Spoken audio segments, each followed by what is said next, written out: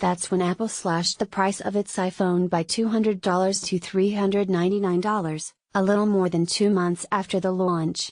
The move upset a lot of early adopters who'd paid full price, but Jobs knew Apple had a hit on its hand and he wanted to pump up demand. On Tuesday, Apple, now under Cook, reversed course in a big way with the debut of the $1,000 iPhone X. The 256GB model costs $1,150. The high-end version of the 3 new iPhones unveiled at the new Apple campus in Cupertino, California.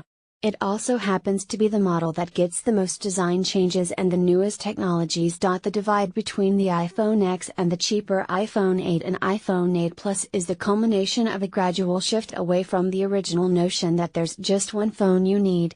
Instead, Apple under Cook has created a myriad of options, with the iPhone X representing the high end of the brand. But by redrawing the lines of what a high-end phone can be, Apple is also widening the gap between those who can and those who can't access the company's latest and greatest. Now you'll have to pay a steep premium to get the new edge-to-edge display design. The exclusive nature of the iPhone X, which can't be pre-ordered until after the iPhone 8 and iPhone 8 Plus are already in stores, is heightened by reports that Apple faces supply constraints because of the phone's OLED displays. Same playbook, just do what's right, Cook recalled Jobs telling him. The iPhone X takes it much further, introducing a radically different look, a phone with a minimal frame, wireless charging, a more vibrant OLED display, facial recognition and fun emojis that take advantage of the front-facing camera.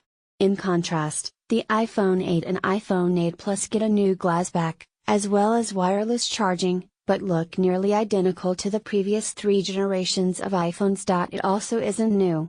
Apple pulled a similar move with the MacBook Pro, with only the top-tier version including the Touch Bar display. Then there was the $17,000 Apple Watch Edition, which, shockingly, is no longer available.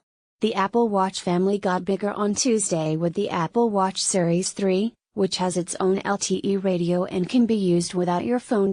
Apple's move comes at a time when phone makers are pushing the envelope with new designs, like the Samsung Galaxy S8 or the LG G6, both of which pack in more screen and less frame. There's also the OnePlus 5, which boasts high-end features with a more reasonable price tag.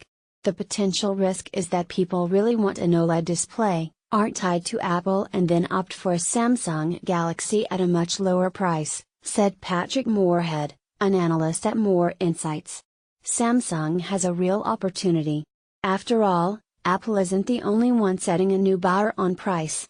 Samsung's Galaxy Note 8 starts at $930, way above the usual flagship phone price of around $650. But it's a tough ask for Apple fans, who'll need to spend even more money to get the iPhone that's markedly different from the one they've been holding for the past 3 years. While the iPhone 8 and iPhone 8 Plus are the more level-headed options for consumers, some buyers will experience the lingering feeling they're missed out on something. It's unclear how many will bite.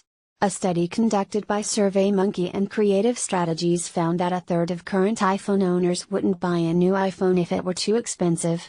Another third said they would look to another model. Batteries not included. The CNET team reminds us why tech is cool. CNET en español. Get all your tech news and reviews in Spanish.